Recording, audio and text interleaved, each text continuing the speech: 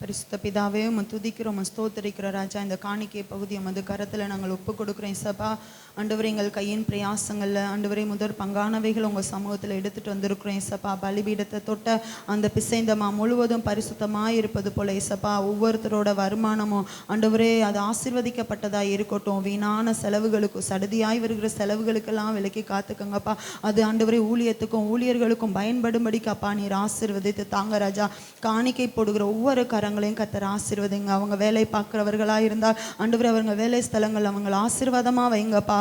ஆண்டவரே, ஒருவரும் எதிர் பேசவும் எதிர் நிற்கவும் கூடாத வாக்கினாலும் ஞானத்தினாலும் நிரப்பி ஆசீர்வதிக்க வேண்டுமாய் உம்மை நம்புகிற பிள்ளைகள் செலுத்திருக்கும்படிக்கு ஆண்டவரே அந்த பொருளாலும் விளைவின் முதல் பலனாலும் கர்த்தரை கனம் பண்ண சொன்னீரே ராஜா. அதை கொண்டு வந்திருக்கிற ஒவ்வொருத்தருடைய ஆலைகளில் திராட்சரசம் புரண்டோடும்படிக்கு ஆண்டவரே அந்த ஆண்டவரே எண்ணெய்கள் குறையாதபடிக்கு ஆசீர்வதிங்க. ஒவ்வொரு வீட்டின் அப்பத்தையும் தண்ணீரையும் ஆசீர்வதித்து தாங்க ஆண்டவரே. இந்த சரீரமாகிய ஆலயம் எப்பொழுதுமே ஆண்டவரே அப்பா வார்த்தையால் நிறைந்திருக்கும்படிக்கு ஆண்டவரே எங்களை ஒப்பு கொடுத்து ஜெபிக்கிறோம். ஆண்டவரே, எங்களை அநேகருக்கு ஆசீர்வாதமாக்கும்படிக்கு எங்கள் கரங்களை கர்த்தர் நீர் ஆசீர்வதிங்க.